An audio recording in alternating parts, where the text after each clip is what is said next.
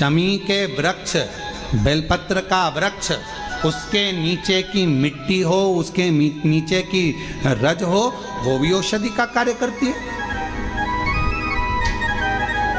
जब किसी व्यक्ति को यूरिन से जुड़ी हुई प्रॉब्लम हो जाती है, उसको जब यूरिन से जुड़ा हुआ बहुत बड़ा रोग उत्पन्न हो जाता है, यूरिन नहीं आती है या यूरिन रुक जाती है या यूरिन उसकी निकलती ही नहीं, बाथरूम आती ही नहीं, उसको बहुत रुक रुक कर आती है या बाथरूम पूर्ण तरह से नहीं आती, तो उसको करा क्या जाता है? उसको जाओ शमी का वृक्ष, शमी के वृक्ष की नीचे की मिट्टी लाओ, शमी के वृक्ष की पत्ती लाओ, बाबा देवाधिदेव महादेव का अवधूतेश्वर नाम लेकर उसको अच्छा मिट्टी के साथ शमी की पत्ती को मल लो, थोड़ा गीला कर कर नाभि के नीचे उसको लगा लो। 5 मिनट के अंदर अच्छे से कितनी भी यूरिन रुक रही हो पर यूरिन निकलना प्रारंभ हो जाती है, उसको किसी चीज की जरूरत नहीं पड़ती। 5 मिनट लगता है बस, और 5 मिनट में यूरिन आना प्रारंभ हो जाती है।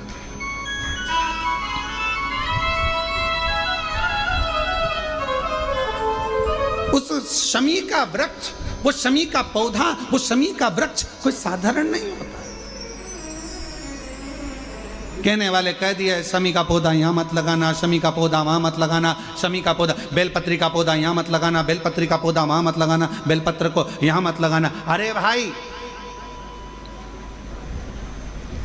शमी का पौधा अगर तुम्हारे घर के अंदर है, शमी का छोटा सा पौधा यदि तुम्हारे घर के आंगन में है, शमी का छोटा सा पौधा या बेलपत्र का छोटा सा पौधा तुम्हारे यहाँ है, तुम्हारा घर का वास्तु दोष कितना भी बेकार हो, शमी का पौधा और बेलपत्र का पौधा सारे वास्तु को अच्छा कर देता है। एक शमी का पौधा, एक बेलपत्र का पौधा हमें सुख प्रदान कर देता है। एक पौधा।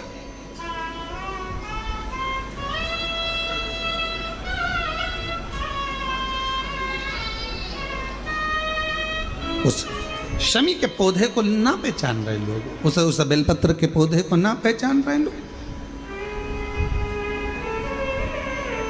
पर एक निवेदन आपसे और है, अगर तुम्हारे गांव में, तुम्हारे नगर में, तुम्हारे शहर में, तुम्हारी कॉलोनी में, तुम्हारी सोसाइटी में शमी का पौधा हो, बेलपत्र का पौधा हो, बड़ का पौधा हो, पीपल का पौधा हो, चाहे आंवले का पौधा हो, किसी भी पौधे में आप कोई भी, जैसे दही चढ़ा देते हो, दूध चढ़ा देते हो, या कोई ऐसा इत्र चढ़ा देते हो, निवेदन है आप अपने आसपास के बड़े बड़े पौधे में ये कोई भी चीज़ ना चढ़ाएं।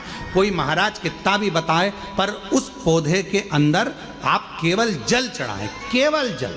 आप उसमें ना दूध चढ़ाएं ना दही चढ़ाएं। क्यों?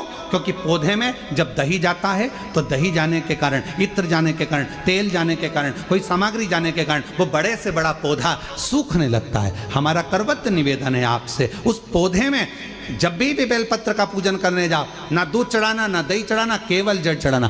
आप बड़ के पेड़ की पूजन करने जाओ, केवल जल चढ़ाइए। आप आंवले की पूजन करने जाओ, केवल जल चढ़ाइए। आप शमी के पेड़ की पूजन करने जाओ, केवल जल चढ़ाइए। जल के सिवाय उसके नीचे ना दूध चढ़ाइए ना दही चढ़ाइए, ना उसमें इत्र चढ़ाइए, ना तेल चढ़ाइए, ना कोई सामग्री चढ़ाइए। उसके नीचे केवल जल चढ़ाओ। क्यों?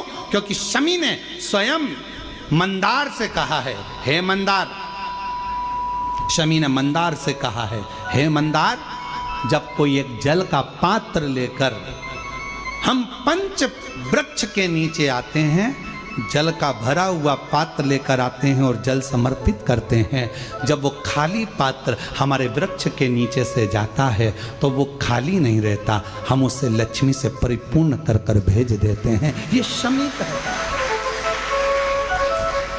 अब ना जाने तुमको कौन कह देता है कि उसमें दूध चढ़ा दो, उसमें तुम दही चढ़ा दो, उसमें ये चढ़ा दो, उसमें इत्र चढ़ा दो। किसी का कहना मत मानो, आप शिव महापुराण का कहना मानो। एक लोटा जल शमी के वृक्ष के नीचे चढ़ाओ, बेलपत्र के वृक्ष के नीचे चढ़ाओ, चाहे आप बड़ वृक्ष के नीचे चढ़ाओ, चाहे आप आंवले के वृक्ष के नीचे चढ़ाओ, चाहे पीपल के नीचे चढ़ाओ, पर जल चढ़ाओ। इसके सिवा कोई सामग्री